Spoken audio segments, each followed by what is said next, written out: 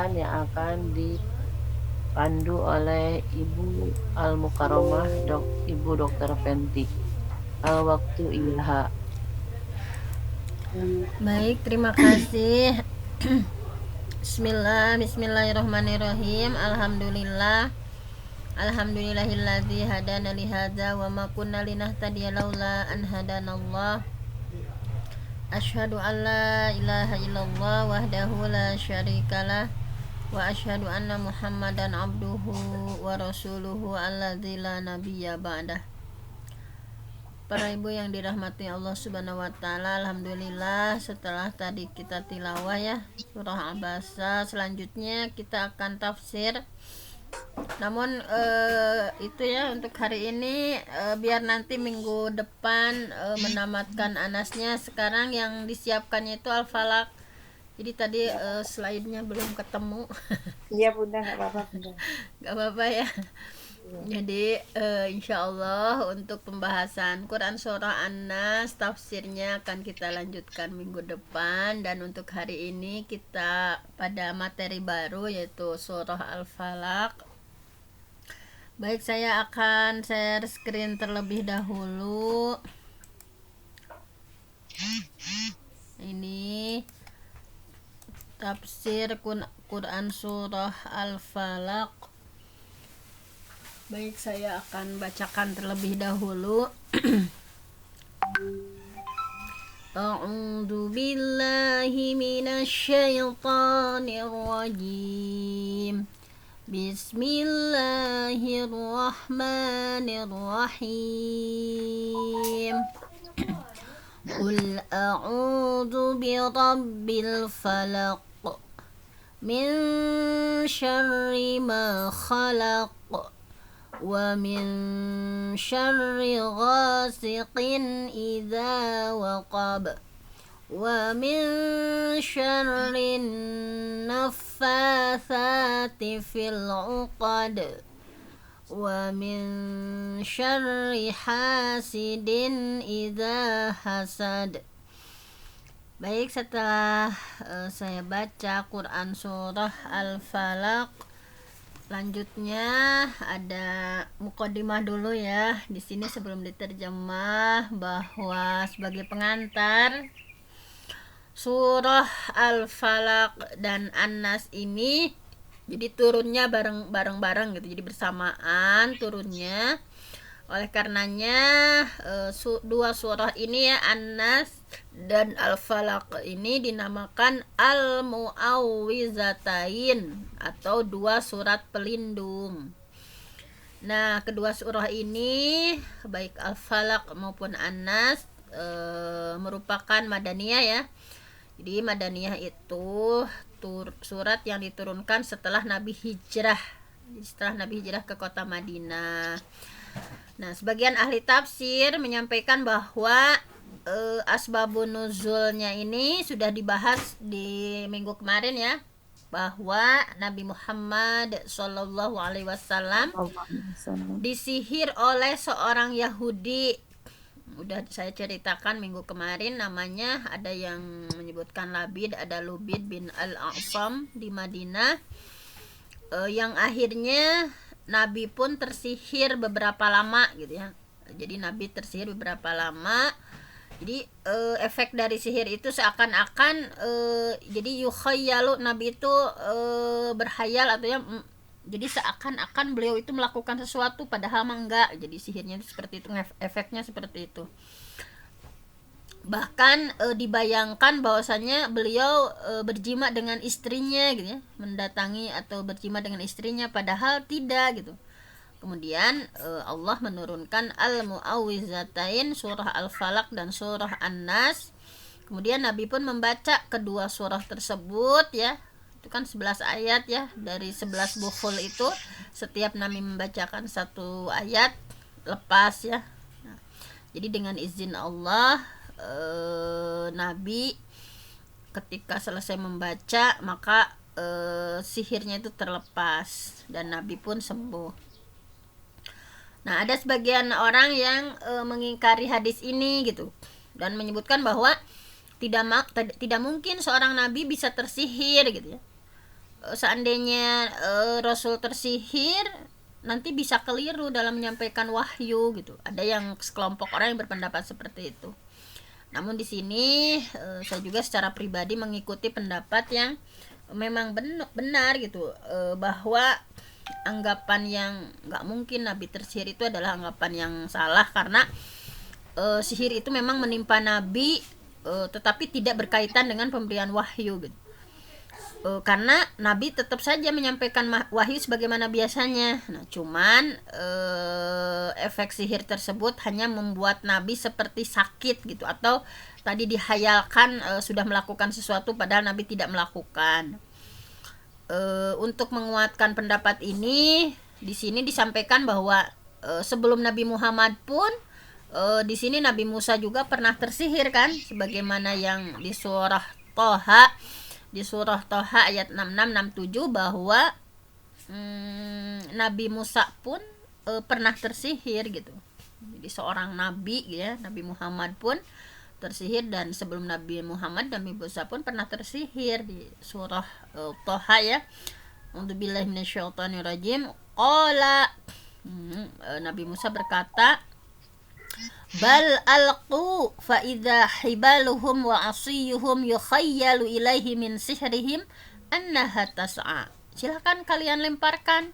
Maka tiba-tiba tali itu ya, hibal yang dilemparkan itu dan tongkat-tongkat mereka, nah terbayang yukhayyalu ilaihi min sihrihim annaha tas'a. Jadi terbayang di Nabi Musa itu seakan-akan merayap gitu ya, merayap cepat. Nah, min sihrihim, karena sihir mereka, annaha tas'a gitu. Nah, jadi seperti ular-ular yang merayap gitu ya, merayap cepat. Fa aujasa fi nafsihi khifatan Musa.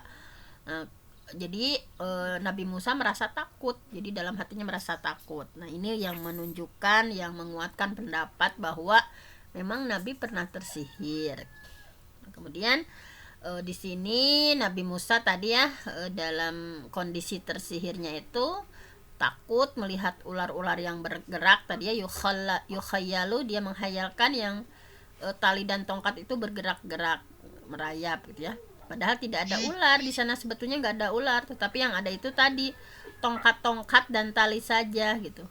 Asiyuhum, hibaluhum gitu ya.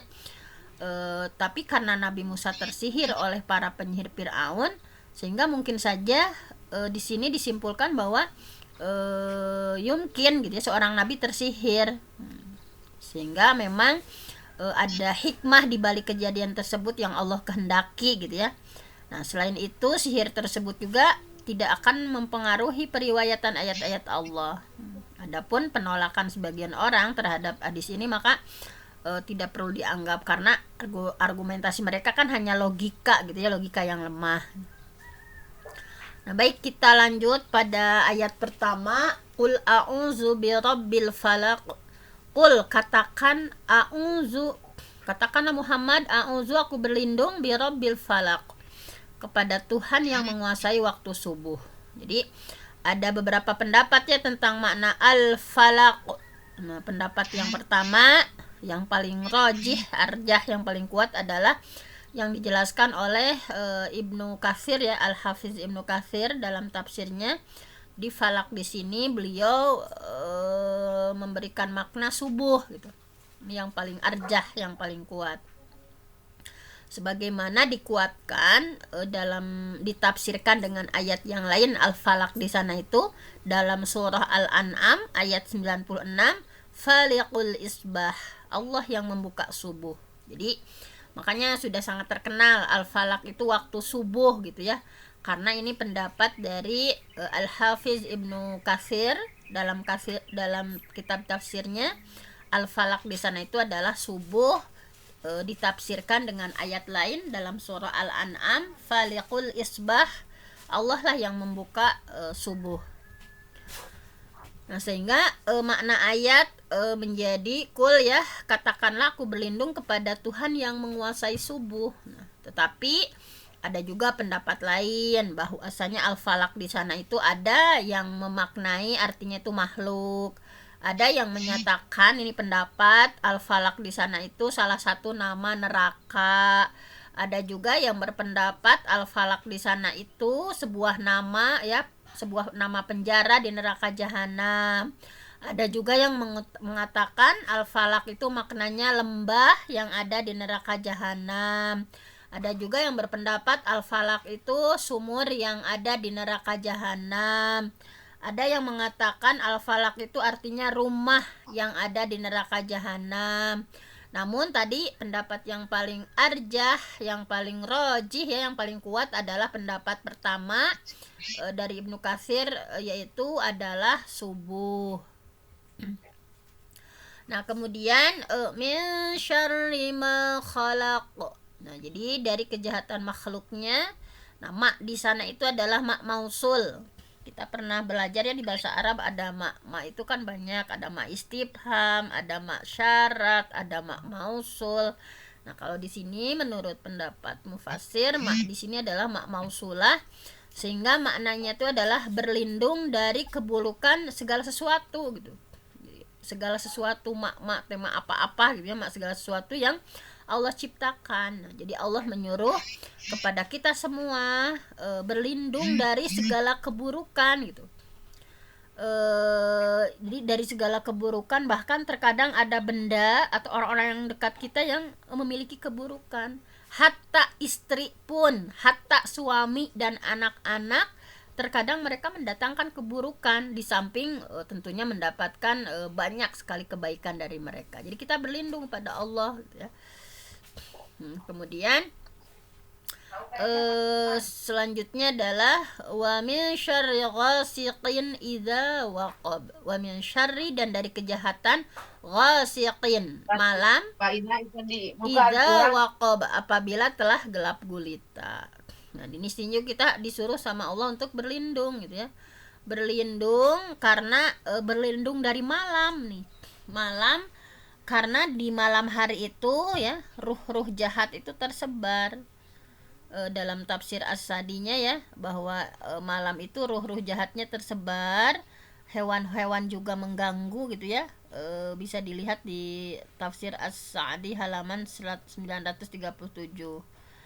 Nah, jadi kita pun sering merasakan, kita pun sering menyaksikan banyak yang melakukan kejahatan itu di malam hari.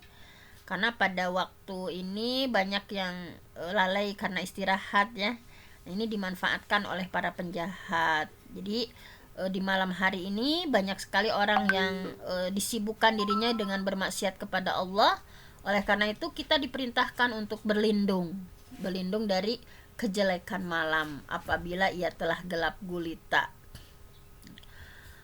Kemudian di ayat keempatnya, wa min syarrin naffatsati fil 'uqad, dan wa min syarri, dan dari kejahatan an-naffasati. An-naffasat itu wanita-wanita tukang sihir ya, yang menghembus-hembus fil 'uqad, pada buhul-buhul. Jadi meniup-niup ya pada buhul-buhul. Pada ayat ini Allah menjelaskan tata cara para wanita penyihir dalam melakukan sihirnya. Jadi mereka itu buat buhul-buhul, kemudian meniupkan mantra-mantra ya. Jadi setelah buhul itu dibuat, meniupkan mantra-mantra. Nah, dari sini sebagian ulama ada ya dari kejadian ini, dari praktek para penyihir yang meniup mantra ya pada buhul-buhul itu, ada sebagian ulama yang melarang meruqyah dengan cara meniup karena ini menyerupai an-nafasat, wanita-wanita penyihir yang disebutkan Allah dalam surah Al-Falaq. Tetapi pendapat tersebut dibantah oleh Imam Al-Qurtubi dalam tafsirnya. Beliau menjelaskan bahwa Nabi juga pernah meniup gitu. Nabi juga pernah meniup ketika meruqyah gitu. Dalam tafsir Al-Qurtubi ya, halaman 258, bahwa beliau menyebutkan Nabi pun ketika meruqyah meniup gitu. Bahwa oleh karena itu ketika seseorang meruqyah ya, misalkan meruqyah dengan membaca Al-Qur'an, maka boleh saja baginya meniup ya setelah dibacakan surah-surah dari Al-Qur'an tersebut. Nah, ini pendapatnya seperti ini. Nah, kemudian Allah menghususkan menyebutnya itu an-nafasat gitu, wanita-wanita ya dalam ayat ini. Karena memang pada zaman itu di Arab gitu ya, bangsa Arab yang sering melakukan sihir itu para wanita gitu. Yang sering melakukan sihir itu para wanita. Karena pekerjaan wanita saat itu ya kan kurang kegiatan ya, kan hanya nyiapin makanan, bebersih gitu ya, sehingga setelah itu mereka kurang berkegiatan, sehingga banyak diantara mereka yang terjebak dalam kegiatan menyihir dan hal-hal lainnya. Nah, ini seperti itu. Ada juga yang mengatakan bahwa kenapa mesti wanita gitu ya, an-nafasat gitu. Kenapa yang dicontohkan dalam Al-Quran itu wanita-wanita penyihir yang meniup-niup itu kenapa wanita? Ada juga yang berpendapat bahwa memang wanita itu ketika dia menyihir mereka lebih hebat daripada sihirnya laki-laki. Karena hal itu kenapa? Karena keburukan jiwa yang ada dalam wanita penyihir tersebut. Jadi menyatu gitu saking buruknya jiwa wanita penyihir. Atau di sini pendapat lainnya an-nafasat di sini maksudnya adalah an-nufus, jiwa-jiwa yang jahat sehingga mencakup lelaki dan wanita. Jadi ada pendapat yang terakhir bahwa an-nafasat di sana itu bukan hanya ditujukan perempuan, tetapi maksudnya adalah an-nufus. An-nufus di sini baik laki-laki atau perempuan, jiwa-jiwa yang jahat mencakup untuk jiwa jahat laki-laki maupun jiwa jahat perempuan. Kalau Al-Baydawi pendapatnya seperti itu. Nah, kemudian selanjutnya wa min syarri hasidin idza hasad, dan dari kejahatan pendengki apabila ia dengki. Nah, Ibnu Taimiyah rahimahullah mendefinisikan bahwa hasad itu apa? Kita mesti berlindung dari hasad ya. Hasad itu apa? Hasad itu dari Majmu' Fatawanya ya juz 10 al-bughdu. Jadi hasad itu adalah al-bughdu, sekedar benci, wal karohah, dan tidak suka, yarahu ya, yang ia lihat, min husni halil mahsud, kebaikan yang ada pada orang lain yang ia hasadi. Jadi hasad itu intinya benci, tidak suka terhadap kebaikan yang ada pada orang lain, yarahu yang ia lihat gitu. Ada benci, ada ya pokoknya nggak suka kebaikan dari orang yang dia hasadi itu.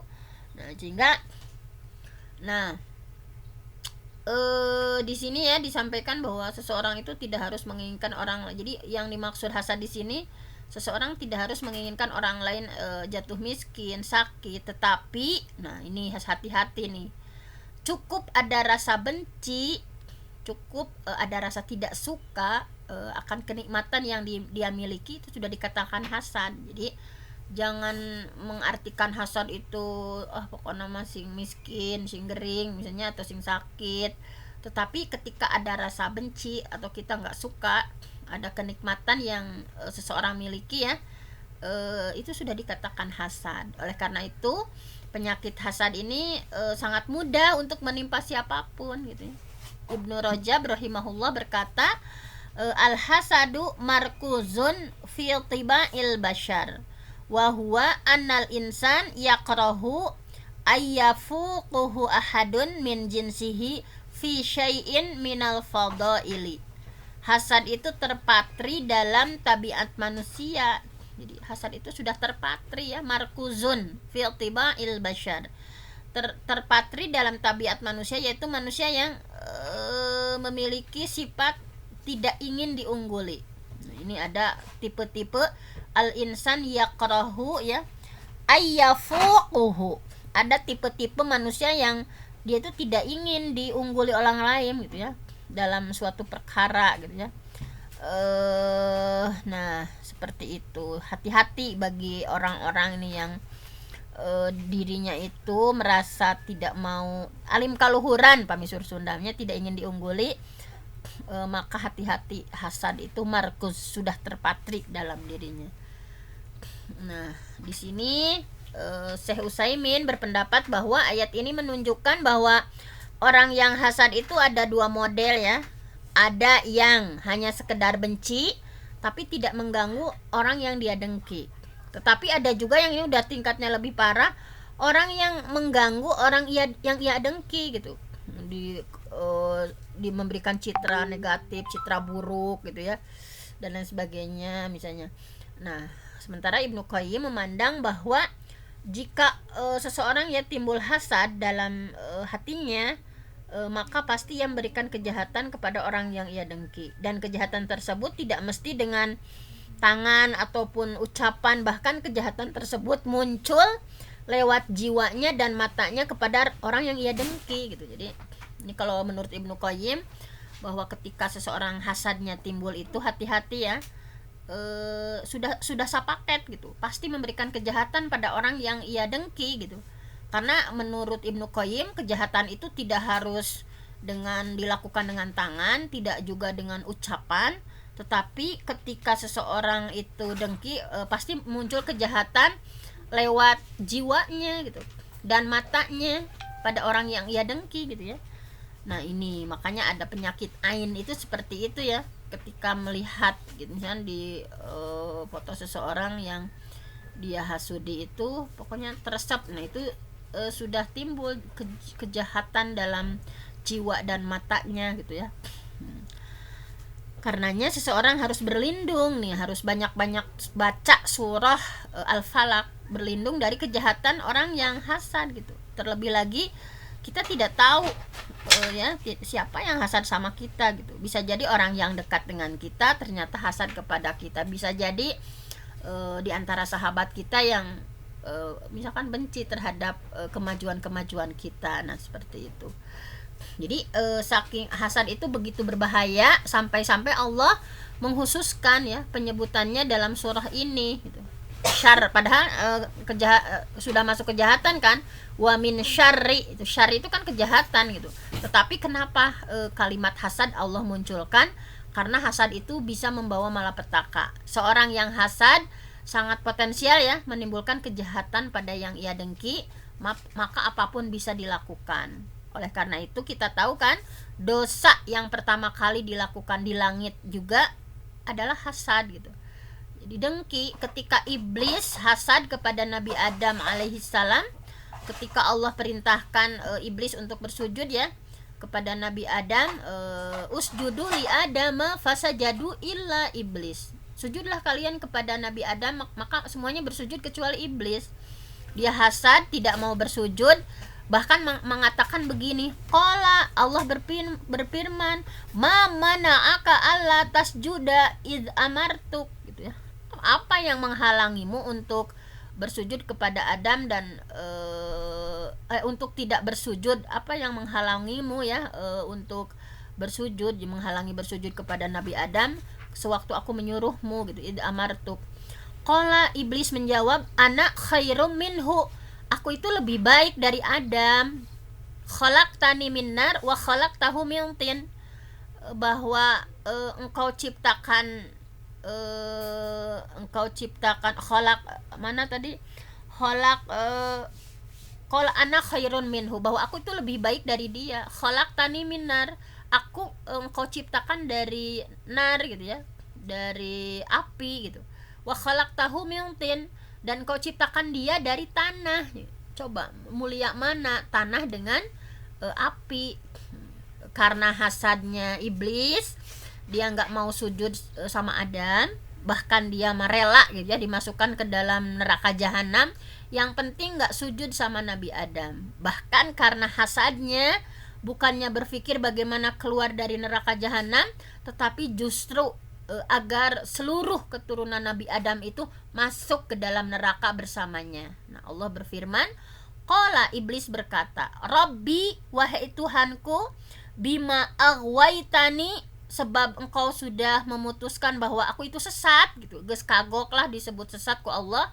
La uzai, di sini ya di surah Al-Hijr itu, la uzayyinanna lahum fil ardi wala ughwiyannahum ajmain illa ibadaka minhumul mukhlasin. Udah, kata iblis, wahai Allah, wahai Tuhan, karena engkau sudah memutuskan bahwa aku sudah dicap sesat, pasti aku akan menjadikan mereka ya memandang baik perbuatan maksiat. Jadi dihayalkan sama kita, sama manusia, sesuatu maksiat itu dipandang baik ya. Kemudian pasti aku akan menyesatkan, wala ughwiyannahum ajmain, akan aku sesatkan seluruh anak Adam, illa ibadaka minhumul mukhlasin, kecuali hamba-hambamu yang ikhlas di antara mereka. Nah itu.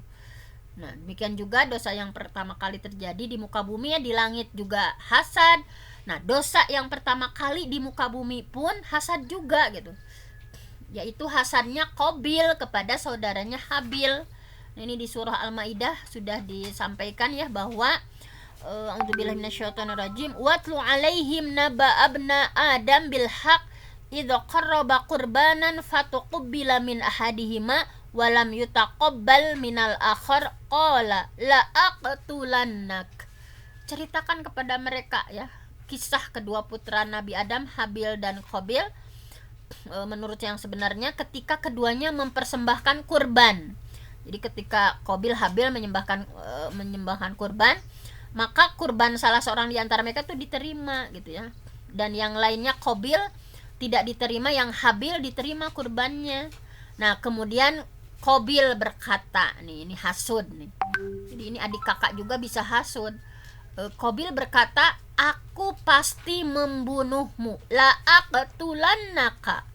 Nah, jadi Qabil itu kan adik kakak ya. Jadi dosa di muka bumi juga yang pertama itu adalah hasad. Hasadnya Qabil terhadap Habil. Berkata Habil, sesungguhnya Allah hanya menerima korban dari orang yang bertakwa gitu. Jadi dengan hasad itu adik kakak juga bisa saling bunuh gitu ya.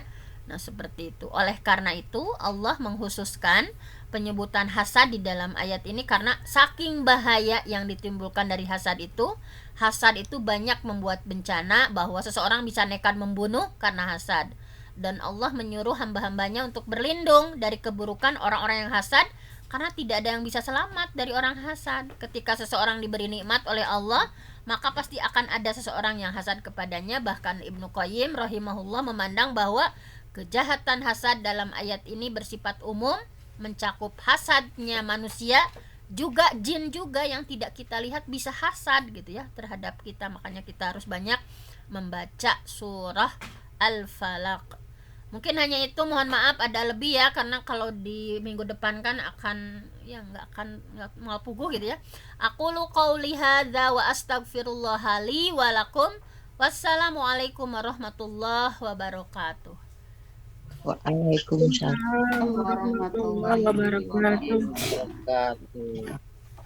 Syukron kasir, terima kasih yang tak terhingga kepada Ibu Al-Mukarramah Bunda Dr. Penti yang sudah memaparkan dan menjelaskan mengenai tafsir surat Al-Falaq. Semoga kita semua selalu berlindung hanya kepada Allah Subhanahu wa taala dan terhindar dari berbagai kejahatan yang terdapat dalam surat Al-Falaq. Amin ya Allah. Amin, Allahumma amin. Melihat waktu yang sangat sudah siang ya, kita akan beraktivitas masing-masing. Baiklah, mari kita tutup kajian ilmu hari ini, subuh ini, dengan membaca doa istighfar 3 kali, doa kafaratul majid, majelis, dan alhamdulillah. Astagfirullahalazim, astagfirullahalazim, astagfirullahalazim. Subhanakallahumma wa bihamdika asyhadu an la